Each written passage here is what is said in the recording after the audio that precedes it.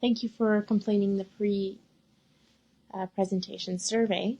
Our QI project is about stethoscope hygiene. My name is Minna Amin, and I would like to thank my partners, Farah Marani, Rosa Kazimi, and Sarah Trulson for combining with me and working on this project. So what you guys can expect in this talk, we will be looking at 4 studies that were reviewed involving stethoscope hygiene, how to clean a stethoscope, what does this all mean, and what the bottom line is for all of this. So let's just start with what our context was for picking this topic. So why is stethoscope hygiene important? Nobody really talks about it. In one of the studies we looked at, it was shown that 45% of healthcare staff clean their stethoscope once a year or never, and 35% clean it monthly. While we place a large emphasis on hand hygiene in our practices, we often don't discuss the potential benefit of stethoscope hygiene. So why is it important? Fomites are well-established vectors of transmissible disease, and there's evidence that disinfection protocols reduce infection rates. There's also evidence that bacteria can be transferred from skin to stethoscope and from stethoscope to skin. A single examination leads to substantial contamination of the stethoscope, similar to the contamination of the physician's dominant hand, as seen by one of the studies we reviewed. Stethoscopes in community clinics have been shown to contain pathogenic bacteria, including MRSA. So what benefits does stethoscope hygiene provide? Disinfecting the stethoscope diaphragm resulted in an immediate reduction of bacterial colony counts, and they are as follows. So it was reduced by 0 to 3 colony-forming units with propyl alcohol, 2 to 3 colony-forming units with alcohol, and 11 to 8 colony-forming units with antiseptic soap. The best evidence was shown for propyl alcohol-based disinfectants, which had a 99% reduction of colonies.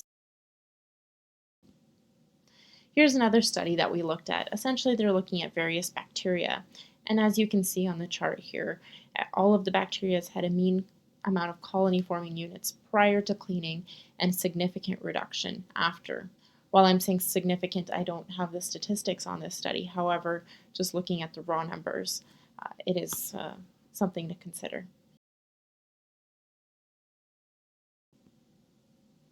So what about community-acquired MRSA?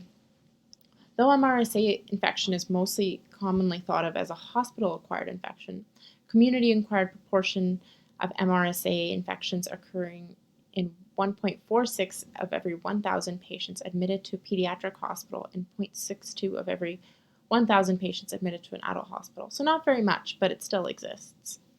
There's a widening in overall healthcare-associated MRSA infection rates, and this highlights the increasing significance of community-acquired cases in Canada. In 2009, community-acquired cases accounted for almost 1/3 of MRSA infections. So why is this important from the patient's perspective? While we don't have any data on how the patient feels about stethoscope hygiene, we are all patients ourselves. And would we use our stethoscopes on our family members or ourselves without cleaning them? It's just some questions to think about and reflect. Our group thought about it and we've reflected on it, and it's something that definitely raises a little bit of a question mark in our minds. So how do we clean a stethoscope? A lot of us have heard of the cavi wipes, which can be a bit of a nuisance because we have to use gloves as they can be carcinogenic from what I've heard. I don't know the evidence behind that, but that is the common perception. So what we found is cleansing with 70% isopropyl alcohol is highly effective to reduce stethoscope colony counts. In fact, the manufacturers, including Littmann and MDE, both recommend using 70% isopropyl alcohol pads and not immersing them in liquid, which is fairly simple to do considering we do have these swabs available in our clinics. So what do we do with this information now? Maybe we need to think about how often we clean our stethoscopes, potentially make it part of our regular routine. Studies that have been conducted indicate that cleaning daily versus cleaning after each patient have a similar result on reduction of colony-forming units found on the diaphragm of stethoscopes. So maybe we just need to make 70% isopropyl alcohol swabs regularly available in our clinics to ensure we clean them daily. It's very sustainable, it's something we can all do, and I think it would make our patients and ourselves feel better. So just a conclusion here. Stethoscopes should regularly be disinfected because of the level of contamination observed in these studies, the burden of healthcare-associated infection in hospitals, and the efficacy and availability of alcohol-based preparations. Bottom line is, while we do not know the direct correlation with stethoscope bacterial colonization with subsequent infection rates, it would be reasonable to prevent a potential transfer of bacteria from patient to patient. This is a topic that needs to be potentially further explored so we know the impact this may have on our patients or practice. Thank you again for listening, and if you would kindly complete the post-intervention survey, we would be greatly appreciative. Thank you.